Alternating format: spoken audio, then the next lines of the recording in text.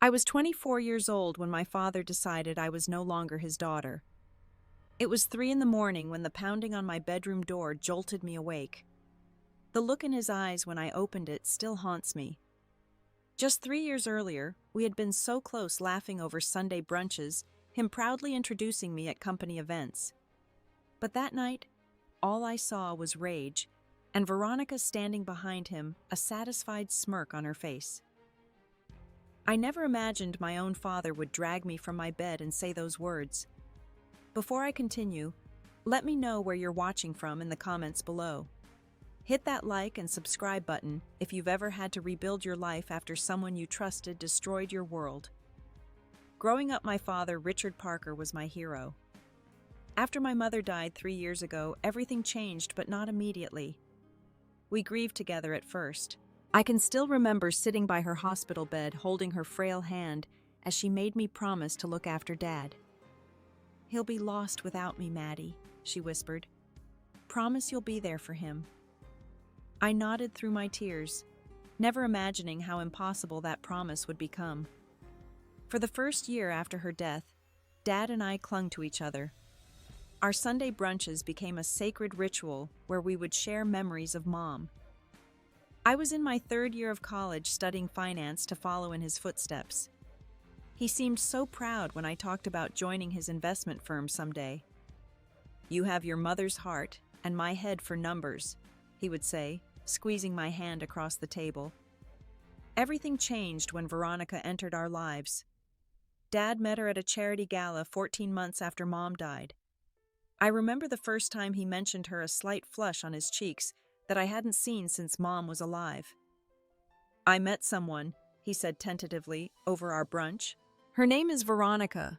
She's different." Different was an understatement. 15 years younger than my 52-year-old father, Veronica had been a model in her 20s and now worked loosely in art consulting, whatever that meant. When Dad first brought her home, I tried my best to welcome her. I wanted him to be happy again, to see the light return to his eyes.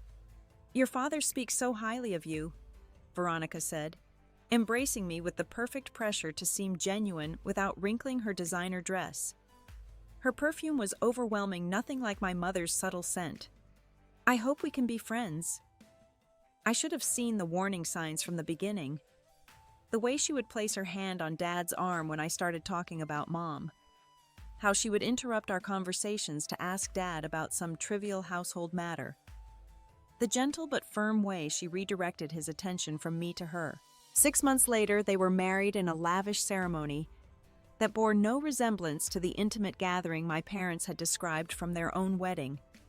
I stood beside him as his best woman, feeling like I was watching my father disappear before my eyes. What Veronica didn't know initially was the extent of our family wealth. My grandfather had built a successful manufacturing business that Dad had transformed into a diversified investment company.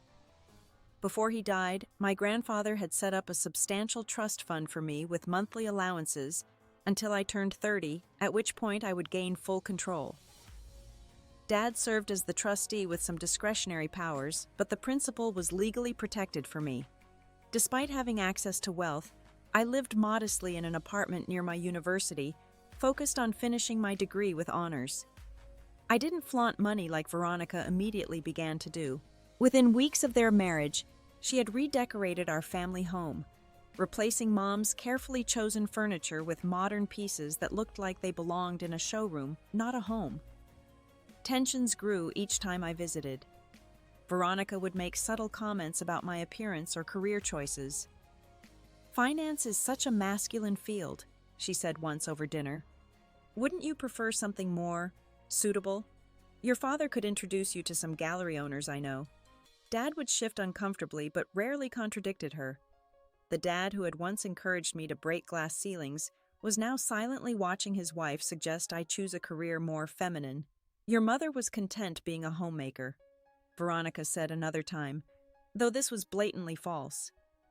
Mom had been a respected pediatrician who only scaled back her practice when she became ill. When I gently corrected her, Dad shocked me by saying, "Maddie, Veronica is just trying to help. Don't be so sensitive." It was the first time I realized I was losing him, that the wall Veronica was building between us was becoming impenetrable. Still, I kept trying for Mom's sake, and for the father I remembered. But with each visit home, that man seemed further and further away. After graduating with honors, I made what I now recognize as a terrible mistake. I decided to move back home temporarily while applying for positions at financial firms in the city. Dad had suggested it during one of our increasingly rare one-on-one conversations. "It would be nice to have you home again," he said, and for a moment I glimpsed my old father. "We could carpool to the financial district. I could introduce you to some colleagues." What I didn't know was that Veronica had never expected me to take him up on the offer. From the day I moved my things into my childhood bedroom, now stripped of most personal touches, and redecorated in Veronica's preferred minimalist style, the tension was palpable. "We thought you would just stay until you found an apartment closer to downtown," Veronica said on my third day home, leaning against my doorframe. "Your father mentioned you have quite a generous allowance from your trust. Surely you can afford something nice." Her comments about my trust fund became more frequent. She would casually mention properties in expensive neighborhoods, suggesting they would be perfect for someone in your financial position. The exclusion began subtly. I would come downstairs to find them finishing breakfast dishes already in the dishwasher. "Oh, we didn't want to wake you," Veronica would say, though she knew I was an early riser like my father. One Sunday I came downstairs dressed for our traditional brunch, only to find the house empty. A text from Dad arrived an hour later, "Having brunch with Veronica's parents. Forgot to mention it. Sorry." The most painful changes were to the physical space itself. Family photos disappeared one by one, replaced with abstract art or photos of Veronica's family. When I asked Dad about a particularly meaningful photo of Mom, him and me at my high school graduation, he looked uncomfortable. "Veronica thought it would be nice to update the frames and displays," he said vaguely. "I'm sure it's around somewhere." I found it later tucked in a box in the basement along with dozens of other family memories. That night I cried for the first time since moving back home. The breaking point of this phase came when I discovered Mom's jewelry box had been emptied. The pieces weren't particularly valuable, but they were irreplaceable to me. When I confronted Veronica, her response was chillingly casual. "Richard said I could repurpose some of the old things around the house," she said, not even looking up from her magazine. "No one was using them." When I brought this up with Dad, his response devastated me. "Maddie, you're being dramatic. Veronica is just trying to make this house our home. Your mother would want us to move forward." My mother would never have wanted her memory erased, nor would she have wanted me to be slowly excluded from family life. But I couldn't make Dad see what was happening. It was as if he was under a spell, seeing only what Veronica wanted him to see. My college friend Taylor noticed the change in me during our coffee dates. "You seem different," she said. "Subdued. Is everything okay at home?" I broke down and told her everything. She listened, her expression growing increasingly concerned. "Maddie, this sounds like classic isolation tactics. She's cutting you off from your father and your family home. You need to protect yourself." But how could I protect myself from the subtle erosion of my family ties? Each incident seemed minor in isolation. It was only when viewed together that the pattern became clear. The final straw came when I returned home early from a job interview to find Veronica in my rooms going through my desk where I kept financial documents related to my trust. When I confronted her, she didn't even pretend to be embarrassed. "I was looking for a pen," she said with a shrug. "This is my house too, you know." "My financial documents are private," I said, struggling to keep my voice level. When Dad came home that evening, Veronica spun a completely different story. Through tears, she claimed I had burst in and accused her of stealing. "I just wanted to bring fresh towels to her bathroom," she sobbed into Dad's shoulder. "She was so cruel, Richard." Dad turned to me with anger I hadn't seen before. "Is this how we raised you, to disrespect people in their own home?" "Dad, that's not what happened." I tried to explain, but he cut me off. "I don't want to hear it, Madeline. You will apologize to Veronica right now." In that moment, I saw clearly what I had been denying for months. My father was gone, replaced by this stranger who took his wife's word over his daughter's without question. My attempts to reconnect with him had failed repeatedly, each one leaving me more hurt than before. I think I should look for my own place sooner rather than later, I said quietly. For a brief moment I thought I saw regret flicker across his face, but then Veronica sniffled and his expression hardened again. I think that would be best, he said. The night that changed everything began normally enough. Dad and Veronica were hosting an important dinner party for his business associates. I had been included in the invitation, though. It felt like an afterthought. You should come, Maddie, Dad had said after Veronica listed the guests. Bennett Mercer will be there. His firm is always looking for bright young analysts. I spent hours getting ready, choosing a simple but elegant navy blue dress that Mom had always said brought out my eyes. When I came downstairs, Veronica was directing the catering staff in a skin-tight red dress that made her look like she was attending a different event entirely. "Oh, you're wearing that?" she said, eyeing my conservative choice. "I thought you might want to make more of an impression on Bennett." Throughout dinner, I tried to engage professionally with Dad's colleagues, while Veronica made subtle comments that undermined me. When I mentioned my thesis on sustainable investment strategies, she interrupted. "Maddie has always been so serious," she said with a tinkling laugh. "Richard, remember how I was telling you she needs to learn to lighten up?" Dad chuckled uncomfortably while I felt my cheeks burn. Mr. Mercer, to his credit, redirected the conversation back to my thesis, showing genuine interest. The accident happened during dessert. Veronica, gesturing dramatically about her recent trip to Milan, knocked over her wine glass. The red liquid splashed directly onto my dress, despite there being several other people seated closer to her.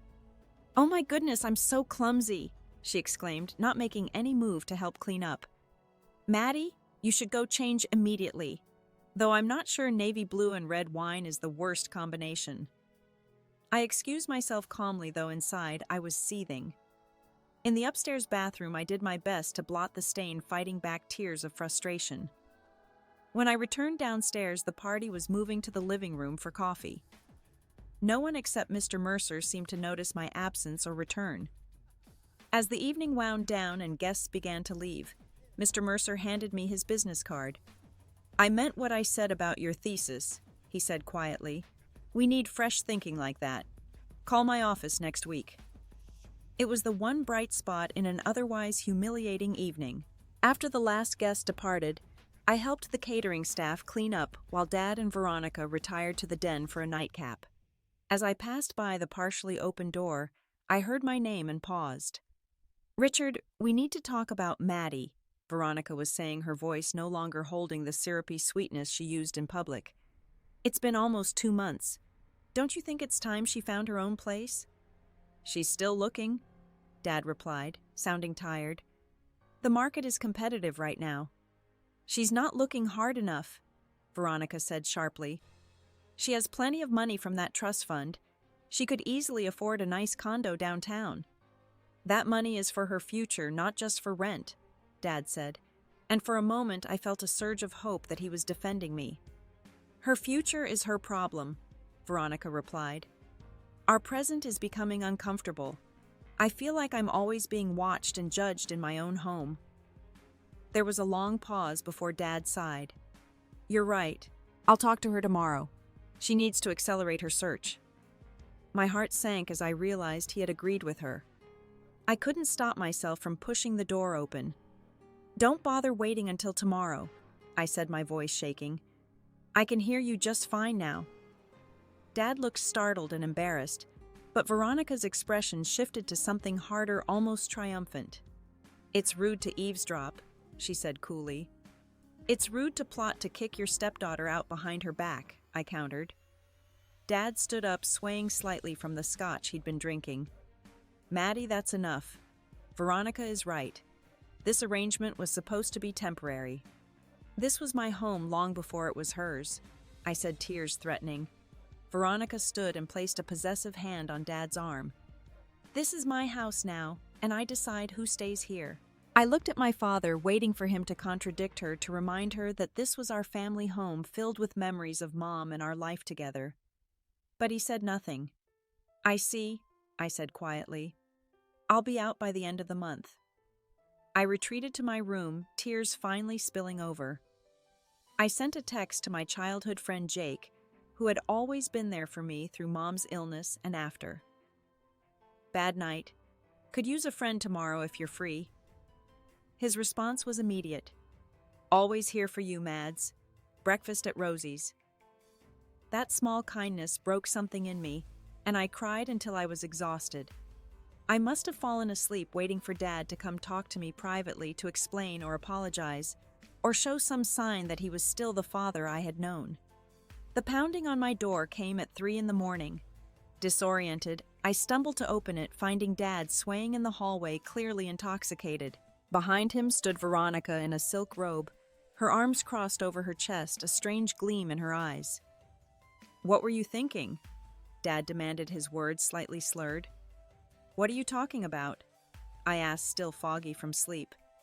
"Don't play innocent," Veronica interjected. "After we went to bed, you came to our room and threatened me." What I did, no such thing. I was fully awake now, stunned by the blatant lie. "Richard." "She's lying again," Veronica said, placing a trembling hand on his arm. "Just like when she accused me of going through her things." "I was in bed all night," I protested, looking desperately at my father.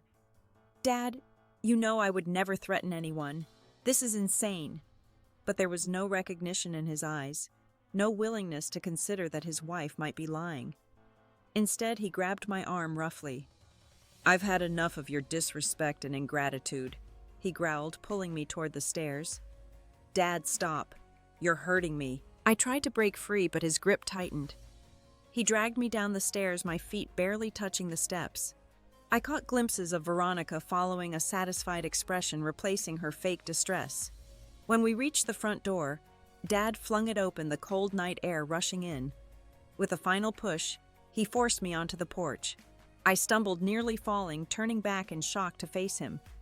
"Dad, please," I begged, suddenly aware I was wearing only thin pajamas, my feet bare on the cold concrete. "Whatever she told you isn't true. You're not part of this family anymore," he said, his voice devoid of the love I had known my entire life. "I want you gone by morning.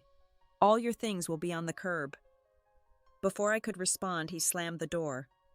I heard the deadbolt turn with terrible finality.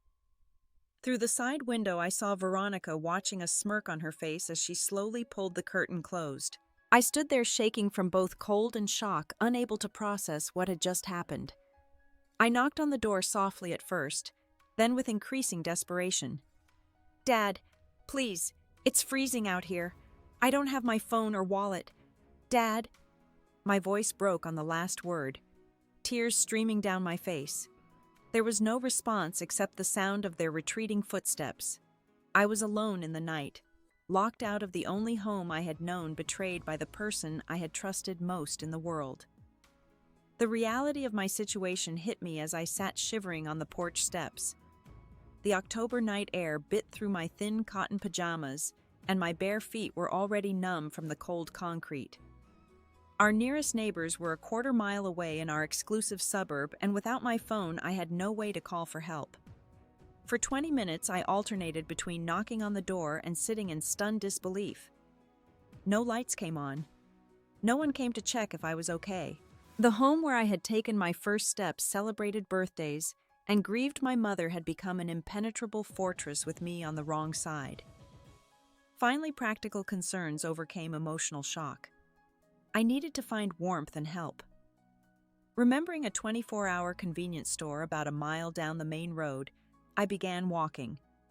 The pavement was rough under my bare feet, and occasional sharp pebbles made me wince, but physical pain was almost a welcome distraction from the emotional trauma. When I pushed open the door of the brightly lit store, the clerk looked up in alarm. I must have been a sight, barefoot in rumpled pajamas, tear-stained face, and shivering violently. "Miss, are you okay?" he asked, coming around the counter. His name tag read, Carlos. I got locked out." I managed to say, the absurd inadequacy of those words hitting me. I hadn't been locked out like someone who forgot their keys. I had been thrown out, disowned. Carlos, who couldn't have been much older than me, immediately grabbed a coffee cup and filled it. "On the house," he said, handing it to me. He disappeared into the back room and returned with a jacket. "My sister left this here last week. You need it more than she does right now." The simple kindness broke through my numbness, and fresh tears spilled down my cheeks. "Thank you," I whispered. "Could I use your phone? I need to call a friend." He handed me the store phone without hesitation. My fingers trembled as I dialed Jake's number from memory, praying he would answer an unknown call at 4 a.m. "Hello?" His voice was groggy with sleep. "Jake, it's Maddie," I said, my voice cracking. "I need help." He was instantly alert. "What's wrong? Where are you?" "I'm at the Quick Mart on Westfield Road. My dad, he kicked me out. I don't have anything with me." "Stay there. I'm coming right now," he said without hesitation. 15 minutes tops. While waiting, Carlos brought me a pair of socks from the store's inventory. "We'll figure out the payment later," he said when I explained I had no money with me. "Just get warm." Jake's headlights appeared in the parking lot exactly 12 minutes later. He rushed in, took one look at me, and wrapped me in a tight hug. "What the hell happened?" he asked, examining me for injuries. "Can we talk in the car?" I asked, not wanting to break down again in the store. Jake thanked Carlos profusely, promising to return later to pay for the socks and coffee. As we drove to his apartment, I recounted the night's events in disconnected fragments, still unable to process the full horror of what had happened. "He just threw you out in the middle of the night." Jake's knuckles were white on the steering wheel. "Because of some lie Veronica told him. He believed her completely," I said, staring out the window. "He didn't even question it. He called me a liar. He said I'm not part of the family anymore." Jake swore under his breath. "You're staying with me until we figure this out. No arguments." His apartment was small but warm. He set me up in his spare room with a t-shirt and sweatpants that engulfed my smaller frame. I sat on the edge of the bed, staring at the wall, unable to sleep despite my exhaustion. "He's going to call tomorrow and apologize," I said, more to convince myself than Jake. "He'll realize what he did when he sobers up." Jake looked skeptical but nodded. "Try to get some rest.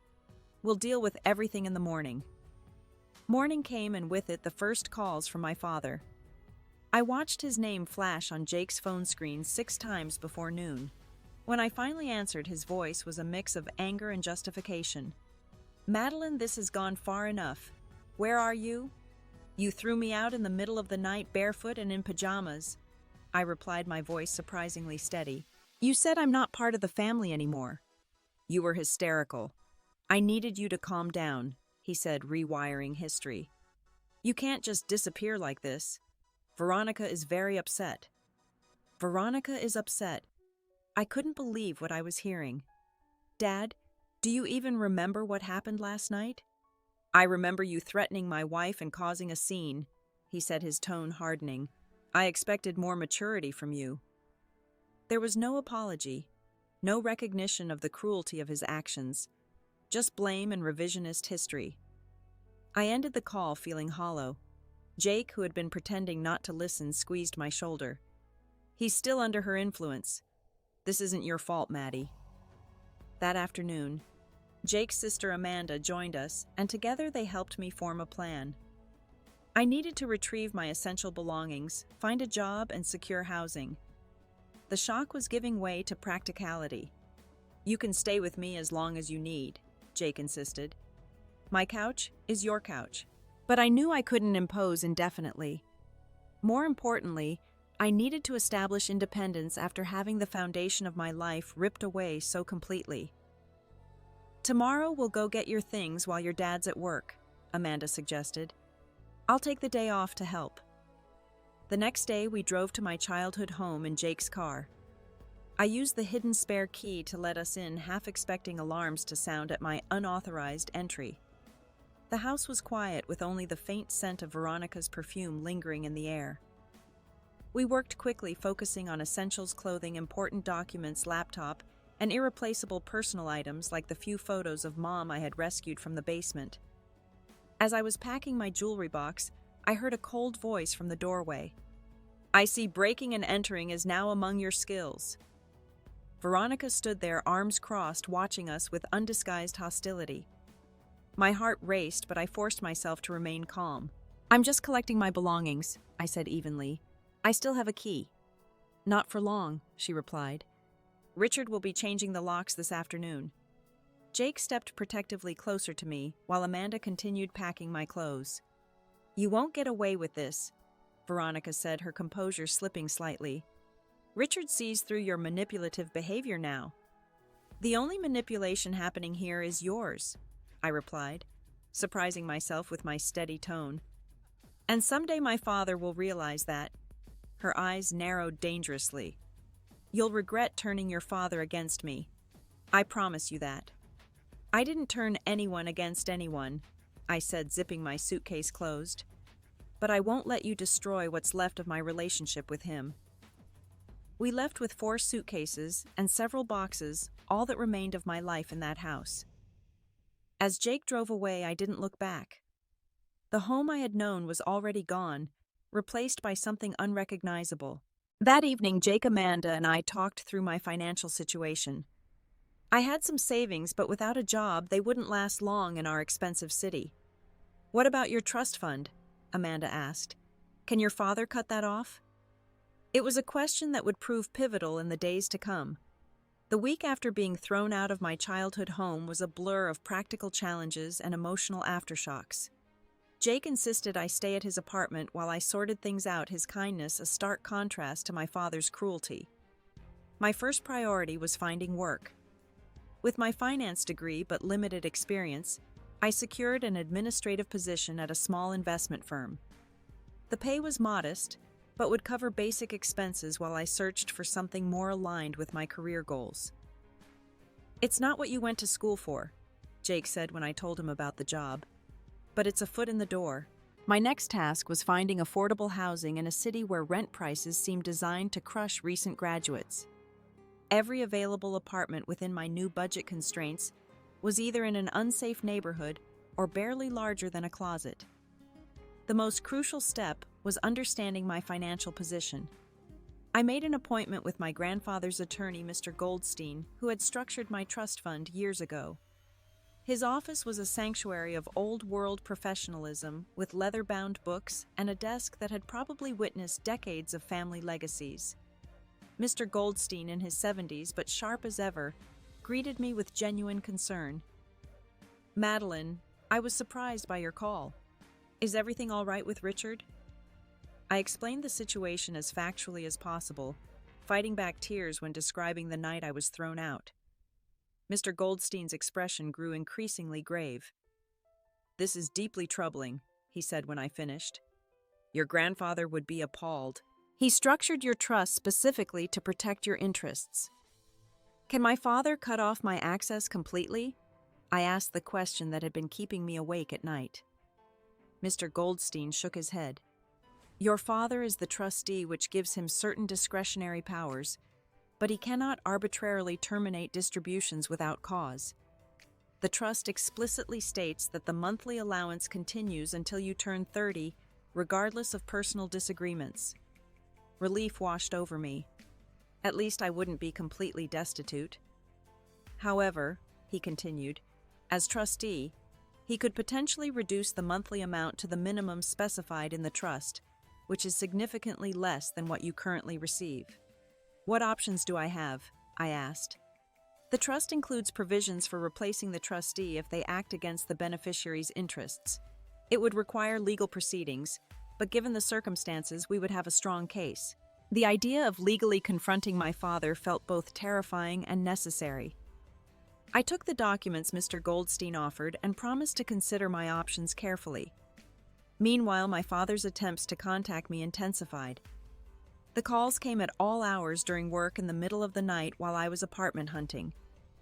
Jake screened most of them for me, reporting that they ranged from angry demands to guilt-inducing pleas. "He showed up here yesterday while you were at work," Jake told me one evening. "I didn't tell him where you were, but he's getting desperate to find you." Finally, I agreed to meet my father at a coffee shop downtown, a neutral location where I felt safe from both emotional manipulation and Veronica's influence. Jake insisted on waiting nearby just in case. When Dad arrived, I was shocked by his appearance. Just 2 weeks after throwing me out, he looked haggard with dark circles under his eyes, and his normally immaculate suit slightly rumpled. "Maddie," he said, reaching for my hands across the table. I pulled back instinctively. "Thank you for meeting me." "What do you want, Dad?" I asked, my voice steady despite my racing heart. "I want you to come home," he said as if it were the most reasonable request in the world. "This has gone on long enough." "Gone on long enough?" I repeated incredulously. "You threw me out in the middle of the night, in my pajamas. You said I wasn't part of the family anymore." He shifted uncomfortably. I was upset. Things got out of hand. "That's not an apology," I pointed out. "And it doesn't explain why you believed Veronica's lies without even questioning them." "Veronica misunderstood the situation," he said, his excuse practiced and hollow. "She was concerned about family harmony. Things have been tense and she reacted out of stress. She deliberately lied about me threatening her," I said. "And you chose to believe her over me without a second thought." Dad looked around the coffee shop, lowering his voice. "Can we not do this in public? Come home and we can discuss everything there." "I'm not coming back to that house while she's there," I said firmly. "And I'm not sure I want to be anywhere near you right now either." His expression hardened. "This attitude isn't helping Madeline. Veronica is my wife. She's part of our family now, and you need to accept that."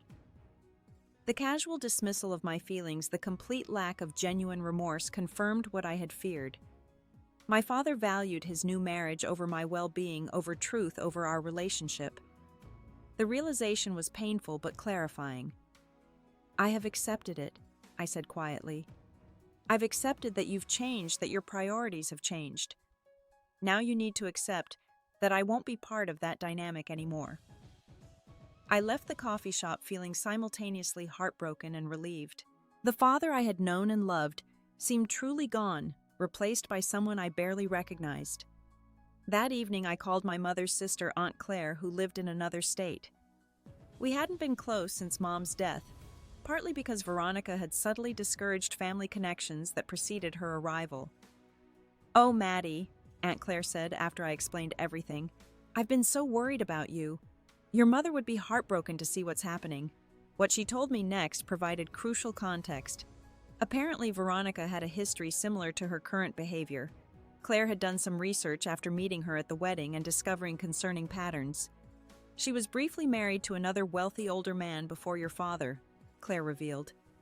"There were rumors about financial improprieties and isolation tactics similar to what you're describing." "Why didn't you tell me this before?" I asked. "I tried to talk to your father after the wedding," she admitted. "He accused me of being jealous and cut off contact. I've been trying to reach you, but my calls and messages were never returned." I had never received any messages from her, which meant either Dad or Veronica had intercepted them. Another betrayal to process. Armed with this new information and Mr. Goldstein's advice, I made two difficult decisions.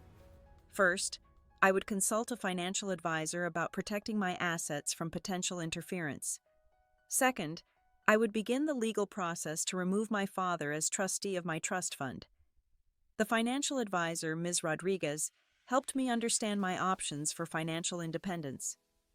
"Your trust fund is substantial," she explained after reviewing the documents. "Even with reduced monthly distributions, you could maintain a comfortable lifestyle if you budget carefully." But comfort wasn't my goal. Security and independence were. "I want to invest most of it," I told her. "I need to build something that's completely mine, something no one can take away from me." With her guidance, I developed a plan to live primarily on my salary, saving and investing the majority of my trust fund disbursements. The discipline felt like reclaiming control in a life that had spiraled into chaos. The legal proceedings were more emotionally taxing. Mr. Goldstein introduced me to a trust attorney, Ms. Bennett, who specialized in trustee disputes.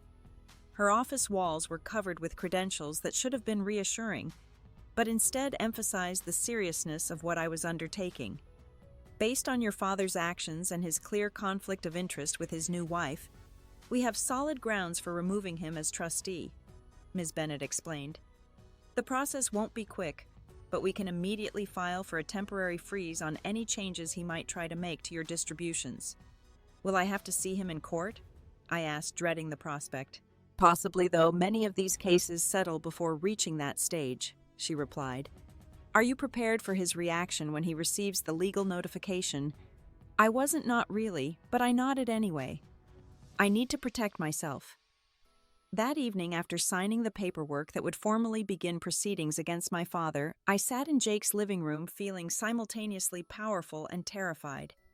You're doing the right thing, Jake assured me, sitting beside me on the couch. You're standing up for yourself. It feels like I'm burning the last bridge, I admitted. He burned it when he chose Veronica over you, Jake said firmly. You're just making sure you don't go down with the ashes. The next day, I signed a lease on a small but clean studio apartment in a decent neighborhood. It wasn't much, but it was mine, a space where I could begin rebuilding my life without the shadow of betrayal hanging over me.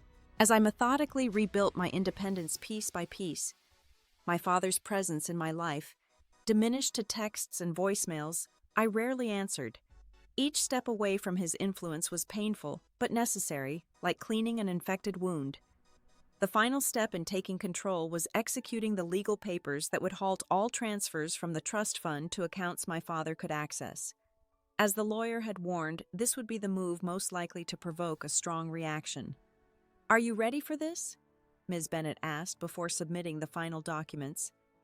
I thought about the night I stood barefoot on the porch begging for entry to my own home. About Veronica's smirk as she pulled the curtains closed. About my father's words, "You're not part of this family anymore." Yes, I said firmly. I'm ready. 2 weeks after halting the trust fund transfers, my phone rang at 11:30 at night. It was my father. I had been ignoring his calls all day, 17 of them in total, each voicemail more desperate than the last.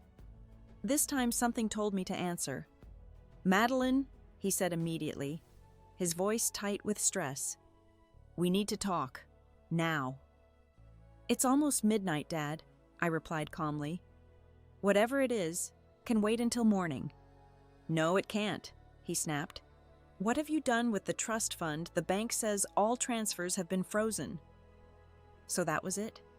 Not concern for me, not regret for his actions, but money. The clarity was almost refreshing. "I've exercised my rights as the beneficiary," I said, surprised by my own composure. Given recent events, I felt it necessary to protect my financial interests. "This is ridiculous," he exploded. "You can't just cut off access like that. I'm the trustee. I have responsibilities to manage those funds."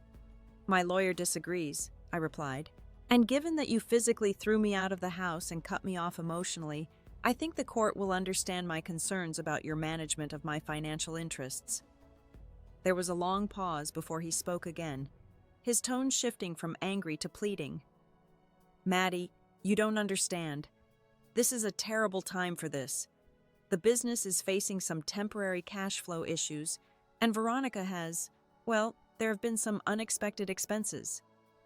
Translation: Veronica's spending was out of control, and he had been counting on access to my trust fund to cover it. The realization that he might have been planning to borrow from my inheritance sent a chill through me. "I'm sorry you're having financial difficulties," I said carefully. "But that's exactly why I needed to protect my trust. It's not meant to solve your cash flow problems or fund Veronica's shopping sprees." "That's not fair," he protested weakly. "Neither was throwing me out in the middle of the night," I countered. "If you want to discuss this further, you can contact my attorney. Or we can meet with both our lawyers present." After another tense exchange, we agreed to meet at my attorney's office the following day. I hung up feeling shaky but resolute. For the first time since that terrible night, I felt like I had some power in our relationship. The meeting was set for 2 p.m. in Ms. Bennett's elegant conference room. I arrived early, dressed in my most professional outfit, determined to present myself as a composed adult rather than a wounded daughter. When my father walked in, I barely recognized him. In just a few weeks, he seemed to have aged years. His normally perfect appearance was disheveled, his eyes bloodshot. He was alone, which surprised me. "Where's Veronica?" I asked as we sat across from each other, our lawyers flanking us like seconds in a duel. She doesn't know about this meeting, he admitted, not meeting my eyes. Things have been tense at home. Ms. Bennett efficiently laid out the legal situation. Mr. Parker, as you now understand, Madeline has filed for your removal as trustee based on several concerning actions that suggest a conflict of interest. The court has granted a temporary freeze on all discretionary powers while the case is pending. My father's lawyer, a sleek man in an expensive suit, tried to argue for restoration of at least partial access, but the evidence against my father was too compelling. The night he threw me out was documented in affidavits from Jake and the convenience store clerk. The financial records showed unusual inquiries into the trust's value in recent months.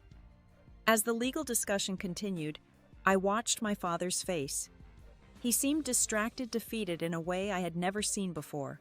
When the lawyer stepped out briefly to confer about some paperwork, we were left alone in uncomfortable silence. Veronica's been pressuring me about money, he finally said so quietly, I almost missed it. Some investments went wrong.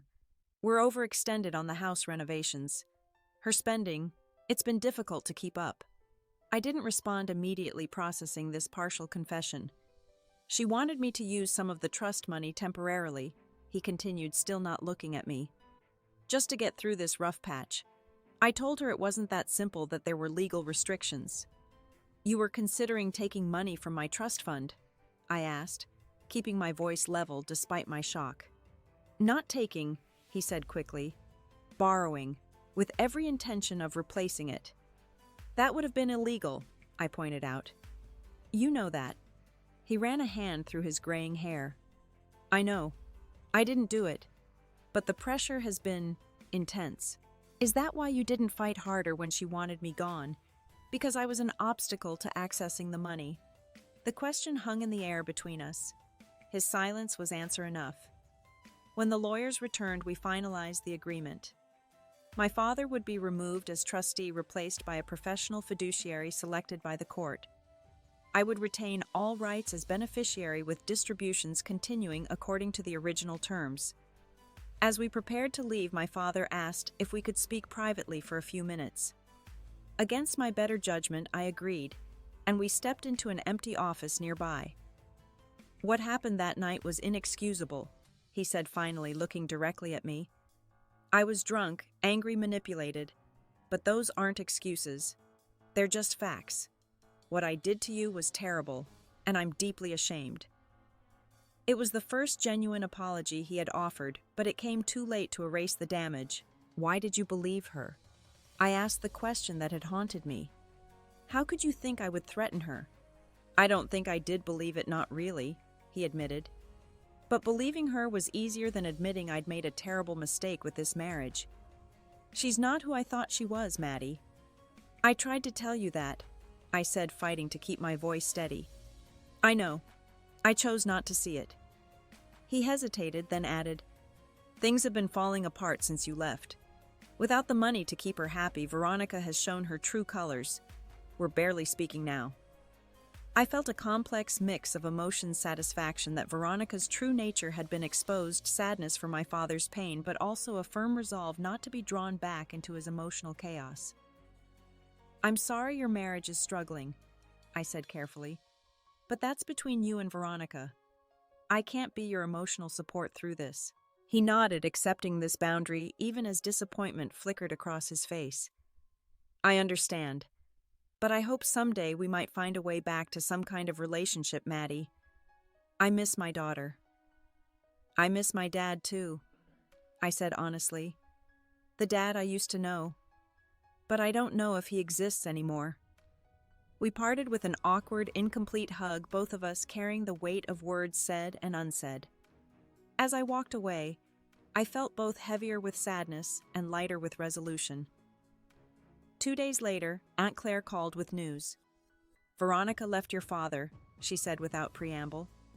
Apparently, when she realized the money situation wasn't going to improve, she packed her designer bags and disappeared.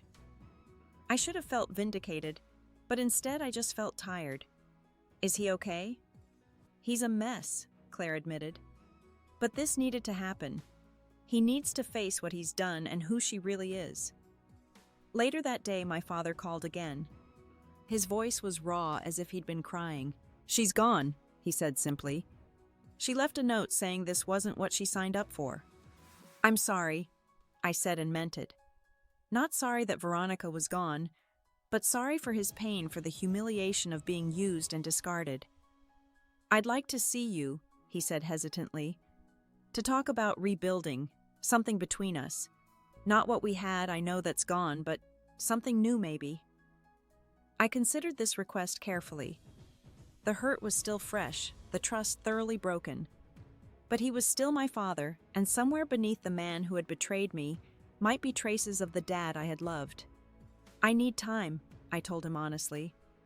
"This isn't something we can fix over coffee. I'm building a new life now, one that doesn't have space for toxic relationships." "I understand," he said, his voice heavy with regret. "When you're ready, if you're ever ready, I'll be here." That same week, I received a job offer from a boutique finance firm, thanks to a recommendation from my finance professor. The position aligned perfectly with my career goals, offering better pay and advancement opportunities. I signed a lease on a slightly larger apartment, one I could furnish according to my own taste, not Veronica's minimalist aesthetic or my father's traditional preferences. Each step forward built my confidence. Each decision made independently reinforced my ability to create a life on my terms. The night I had spent shivering on the porch, feeling utterly abandoned, had become a catalyst for growth rather than destruction. Jake remained a constant support, our friendship deepening through the crisis. "You're different now," he observed one evening as we celebrated my new job over dinner. "Stronger, more certain of yourself." "Necessity," I replied with a small smile. "When the rug gets pulled out from under you, you either fall or learn to fly." "You're definitely flying," he said, his expression warm with something more than friendship. "And it's incredible to watch." As the weeks turned into months, I gradually built a life that felt authentically mine. The betrayal still hurt, but it no longer defined me. What had started as the worst night of my life had transformed into the beginning of something unexpected, genuine independence. 1 year after the night my father threw me out, I sat across from him at a restaurant midway between our homes. So much had changed in those 12 months. My career was flourishing at the boutique firm. I had created a comfortable home in my apartment. Most importantly, I had discovered my own strength and resilience. My father had changed too. The separation from Veronica had become a divorce finalized 6 months earlier. He looked older but somehow more authentic. The polished veneer replaced by something more human and flawed. "Thank you for meeting me today," he said as we settled at our table. "I know the anniversary makes it even more difficult." I nodded, appreciating his acknowledgement. We had begun careful, limited contact about 3 months after the trust fund confrontation. At first, just occasional text messages, then brief coffee meetings, always in public places where I felt safe and in control. "How's your therapy going?" I asked. This had been one of my conditions for rebuilding any kind of relationship, that he seek professional help to understand how he had been manipulated and why he had chosen Veronica over me so completely. "Dr. Matthews says I'm making progress," he replied with a self-deprecating smile. "We've been working through my patterns of seeking validation through relationships and my difficulty setting boundaries." This kind of candid self-reflection would have been unimaginable from the father I knew before. The man who had always presented himself as infallible now openly acknowledged his weaknesses. "And you?" he asked carefully. "How are you doing with everything?" "My therapist says I'm doing well too," I answered. "We've been focusing on trust issues, unsurprisingly, and how to build healthy relationships after betrayal." Jake had been a crucial part of that healing process. What had begun as friendship had evolved naturally into something deeper, a relationship built on mutual respect and genuine care. He had seen me at my lowest and supported me without trying to control or fix me. "I want you to know," my father said, setting down his fork, "that not a day goes by when I don't think about that night and feel profound shame. What I did was unforgivable." "I appreciate you saying that. I replied, noticing how different this felt from his earlier qualified apologies. For a long time, I thought I needed you to fully understand the impact of what happened to be able to move forward. And now, he asked, his expression cautiously hopeful. Now I realize my healing doesn't depend on your understanding. It's something I've done for myself. I took a sip of water before continuing. But it does help that you're taking responsibility without making excuses. We talked about Mom. Then something we had avoided in earlier meetings. About how heartbroken she would have been to see what happened between us, how her greatest wish had been for us to take care of each other. I failed her, he said simply. And I failed you. You did. I agreed, not softening the truth. But that doesn't mean we can't build something different now, something with healthier boundaries. The trust fund that had become such a point of contention was now managed professionally with quarterly reports sent to both of us for transparency. I had proven myself adept at financial management, growing the principal through smart investments while living comfortably but modestly. I'm establishing a charitable foundation, I told him, sharing a decision I had recently made. In Mom's name, focused on supporting young people who have been displaced from their homes or families. His eyes widened with surprise and something like pride. That's wonderful, Maddie. Your mother would love that. I'd like you to be involved, I said carefully. If you're interested, not controlling it, but contributing your financial expertise, maybe sitting on the advisory board. It was an olive branch, a way for us to collaborate on something meaningful without the complicated dynamics of our personal relationship interfering. I would be honored, he said, his voice thick with emotion. As we walked out of the restaurant afterward, he stopped on the sidewalk. I know you don't need my approval anymore, Maddie, but I want you to know how proud I am of the woman you've become. Your strength, your compassion, even after everything, it's extraordinary. Coming from the man who had once told me I wasn't part of the family, these words carried particular weight. Not because I needed his validation, but because they represented how far we had both come. I learned that my worth isn't determined by other people's treatment of me, I told him. Not even yours. That was the hardest lesson from that night, but maybe the most valuable. The journey from that cold porch to this moment of cautious reconciliation had been long and painful. There were still moments when the memory of that betrayal would surface unexpectedly, bringing with it echoes of that primal hurt. But those moments no longer derailed me. Jake was waiting at my apartment when I returned, curious about how the lunch had gone. As I recounted the conversation, I found myself reflecting on all the unexpected gifts that had come from that terrible night. If he hadn't thrown me out, I might still be living in his shadow, I realized aloud. Still seeking his approval, still defining myself through his expectations. Sometimes the worst things that happen to us lead us exactly where we need to be, Jake said, pulling me close. I thought about the frightened, shivering girl on that porch, begging to be let back into a house that had already ceased to be a home.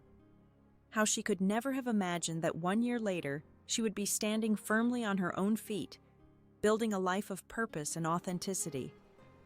The trust fund that had become a symbol of control and manipulation was now a tool for positive change. The father who had rejected me was now cautiously being welcomed into a new, more balanced relationship, defined by mutual respect rather than dependency. Most importantly, I had discovered that family isn't always defined by blood or legal ties. Sometimes it's found in the friend who picks you up at 4 a.m. without question, in the aunt who reaches out despite years of distance, in the colleagues who recognize your value based on your work, not your last name. And sometimes family is the person you see in the mirror each morning, the one who survived betrayal, who rebuilt from nothing, who learned to trust herself when all other trust was broken. Have you ever had to rebuild your life after someone you trusted betrayed you? How did you find the strength to move forward? Share your story in the comments below. If this resonated with you, please hit the like button and subscribe to hear more stories about finding strength in unexpected places. Thank you for listening to my journey from betrayal to empowerment. Remember, sometimes the door that closes on you becomes the one that forces you to find your own path forward.